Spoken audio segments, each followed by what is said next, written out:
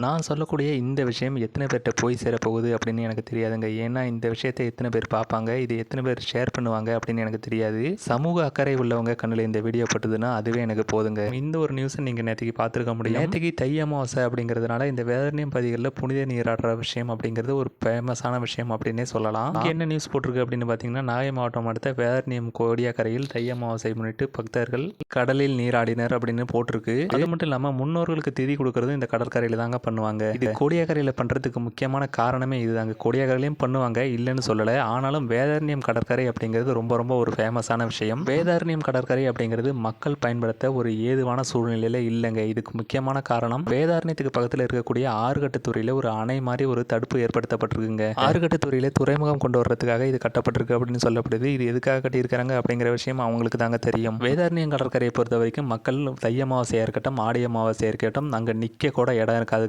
அந்த அளவுக்கு கூட்டம் இருக்கும். ஆனால் நேற்றுக்கு தை அமாவாசையை பார்த்தீங்கன்னா இங்கே கடற்கரை வெறிச்சோடி கிடக்கு. இதுக்கு முக்கியமான காரணமே இதுதான். வேதாரண்யம் கடற்கரையில் கிட்டத்தட்ட 4-5 கிலோமீட்டருக்கு நீங்கள் எவ்வளோ தூரம் போனாலும் குளிக்கவே முடியாது. ஏன் கால் வச்சு கீழே நடக்க கூட முடியாது. அந்த அளவுக்கு சேறு வந்து படிஞ்சிட்டுங்க. வேதாரண்யேஸ்வரர் திருக்கோயில் அப்படின்னு சொல்லக்கூடிய இந்த சிவபெருமான் ஆலயத்துக்கு முன்னாடி இருக்கக்கூடிய அந்த கடற்கரையில் மக்கள் புனித நீராடுறதும் அங்கே இந்த தர்ப்பணம் கொடுக்கறதும் அப்படிங்கிறது தாங்க ஒரு ஐதீகமான வழக்கம். ஏன்னா வேதாரண்யேஸ்வரர் கோயிலுக்கு நேராக இருக்கக்கூடிய இந்த கடலில் புனித நீராடுறது அப்படிங்கிறது இந்த சன்னதி கடல் நீராடல் அப்படின்னு சொல்லுவாங்க. சன்னதி கடலில் நீராடுறது அப்படிங்கிறது ஒரு கஷ்டமான விஷயமா தான் இருக்கும்.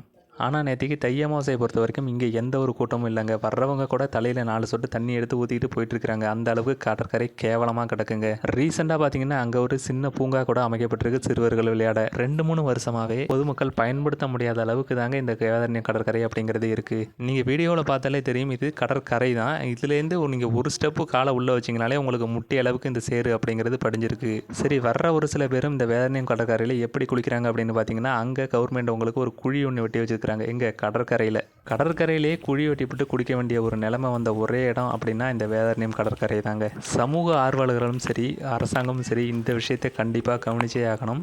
ஏன்னா பொதுமக்கள் அப்படிங்கிறது இந்த வேதாரண்யம் கடற்கரையை அடிக்கடி பயன்படுத்தக்கூடிய ஒரு இடம் தான். அது மட்டும் இல்லாமல் தை அமாவாசை ஆடி அமாவாசைக்கு இதை அதிகமாக பயன்படுத்தக்கூடிய ஒரு இடமா இருந்துகிட்டு இருந்துச்சு. ஆனால் வேதாரண்யம் கடற்கரை இப்போ பொதுமக்கள் பயன்படுத்த ஒரு தகுதியற்ற இடமா மாறிக்கிட்டு இருக்கு. வேதாரண்யம் கடற்கரையில் இந்த பிரச்சனை வரதுக்கு இதான் காரணம் அப்படின்னு பொதுமக்கள் சொல்கிறாங்க. துறைமுகம் கொண்டு வர்றதுக்காக இந்த ரோடு போன்ற அமைப்பு கடற்கரை உள்ள, அதாவது 2-3 கிலோமீட்டருக்கு கடற்குள்ளேயே கட்டியிருக்கிறாங்க. இதனால கடலுக்கு நடுவில் ஒரு பெரிய தடுப்பு மாதிரியே அது நிற்கிது. கடற்கரையில் 2-3 கிலோமீட்டருக்கு இப்படி தடுப்பு மாதிரி இருக்கிறதுனால வேதாரண்யம் பகுதிகளில் இந்த கடற்கரையில் சேறுபடுகிறதுக்கு இது ஒரு முக்கிய காரணமாக இருக்கலாம் அப்படின்னு பொதுமக்கள் நம்புகிறாங்க. எந்த அளவுக்கு சேராக இருக்குது அப்படின்னு நீங்கள் பார்த்தாலே தெரியுங்க. அந்த அளவுக்கு, அதாவது பயன்படுத்த முடியாத அளவுக்கு போயிட்டுங்க வேதாரண்யம் கடற்கரை.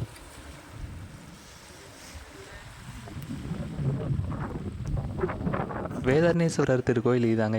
இங்கே எந்த அளவுக்கு கூட்டம் இருக்குன்னு பாருங்கள். ஏன்னா இங்கே கடற்கரையில் குளிக்க முடியாததுனால எல்லாருமே அவங்க கோடியக்கரைக்கு போயிடுறாங்க. கடற்கரைக்கு நேராக இருக்கக்கூடிய கோயில் தாங்க இந்த வேதாரண்யேஸ்வரர் கோயில். இந்த கோயிலில் குளித்ததுக்கப்புறம் இந்த கிணத்துக்கு தாங்க வருவாங்க. இந்த கிணத்துல இது சித்த தீர்த்தம் அப்படின்னு சொல்லுவாங்க. இந்த இடத்துல இந்த தண்ணியில் கடற்கரையில் குளித்ததுக்கப்புறம் குளிச்சுட்டு போவாங்க. இந்த கிணத்துல இருக்கக்கூடிய இந்த தீர்த்த தண்ணியில் குளித்ததுக்கப்புறம் அதுக்கு அடுத்ததாக வேதாரண்யத்தில் இருக்கக்கூடிய காசி விஸ்வநாதர் கோயிலுக்கு ஆப்போசிட்டில் இருக்கக்கூடிய அந்த ஏரிக்கரையில் போய் குளிப்பாங்க. அந்த ஏரியில் இருக்கக்கூடிய அந்த நீர் அப்படிங்கிறதும் தீர்த்த தண்ணி அப்படின்னே சொல்லப்படுது. காசி விஸ்வநாதர் கோயிலுக்கு முன்னாடி அமைஞ்சிருக்கிற மிகப்பெரிய ஏரி அப்படின்னே சொல்லலாம். இந்த ஏரிக்கு பக்கத்தில் தாங்க இப்போ ஒரு படகு சவாரிக்கான வசதி அப்படிங்கிறது கொண்டு வரப்பட்டது. கவர்மெண்டால் கொண்டு வரப்பட்ட இந்த படகு சவாரி வசதியை அறிமுகப்படுத்தினது, அதாவது பள்ளி கல்வித்துறை அமைச்சர் அன்பில் மகேஷ் அவங்க தாங்க வந்து திறந்து வச்சாங்க.